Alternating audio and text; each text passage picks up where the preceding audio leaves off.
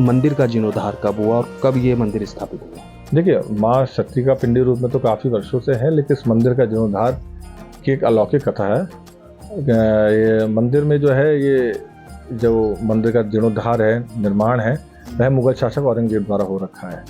और किंवदंती यह है कि जब यहाँ चंद्रवंशी राजाओं का राज था, तो उस समय जो हमारे पूर्वज थे श्री गयादीन और बंदी दीन जी, वह जब चारों धाम की यात्रा करके यहाँ काशीपुर में आए थे, तो उस दौरान यहाँ पे जब भगवती का शक्तिपीठ स्थान देखा, तो उन्होंने कुमाऊं नरेश से आग्रह किया कि भगवती का यहाँ जब शक्तिपीठ है तो आप इस मंदिर का जीर्णोद्धार कराइए।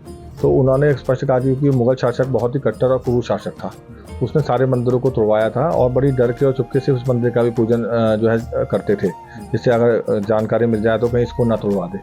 तो जब उन्होंने यह बात कुमाऊं नरेश से कही, तो उन्होंने स्पष्ट कहा कि आप कैसी बात कर रहे हैं, हम तो यहाँ पूजा भी बहुत डर के करते हैं और आप मंदिर निर्माण की बात कर रहे हैं। तो उन्होंने कहा नहीं, आप एक बार जाके अनुमति लेके आइए। वह जाते हैं और औरंगजेब से मंदिर जीर्णोद्धार की बात रखते हैं, तो वो स्पष्ट रूप से मना कर देता है कि ऐसा कोई विचार आप मंदिर ना लाएं। लेकिन उसके बाद उसकी जो बहन थी जहारा, उसका स्वास्थ्य काफ़ी ख़राब हो जाता है और इतना ख़राब होता है कि कहीं से कोई फ़ायदा नहीं होता है। बहुत हकीमों को, वैद्यों को दिखाने के बाद भी उसकी स्वास्थ्य में कोई फ़र्क नहीं लगता है। तो बड़ा चिंतित रहता है औरंगजेब। और एक दिन स्वप्न में उसकी बहन के एक बच्ची रूप में, बाल रूप में एक कन्या दर्शन देती है और कहती हैं, जब तक तेरा भाई मेरा मंदिर जीर्णोद्धार नहीं कराएगा, तेरा स्वास्थ्य ठीक नहीं होगा। तो ये वाली बात वह अपने भाई को बताती है और भाई अपने राजमौलवियों से इस विषय में मंथन करता है।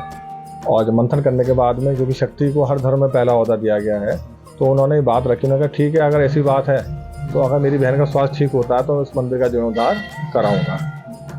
तो भगवती की कृपा से उसी समय से उसकी बहन का स्वास्थ्य ठीक होने लगा और उसके उपरांत जो है उसने यहाँ अपने कारीगर भेज के इस मंदिर का जीर्णोद्धार कराया। क्योंकि आज भी स्पष्ट रूप से आप अगर इस मंदिर की आकृति देखेंगे तो वो आकृति मुगल कालीन शैली में बनी हुई है, क्योंकि उसके जो कारीगर थे वो मुगल शैली के थे। और आज भी आप इस मंदिर का जो आकृति देखेंगे, इसके शिखर देखेंगे, वो मुगल कालीन आकृति के बने हुए हैं, जो कि स्पष्ट रूप से दिखाई देते हैं।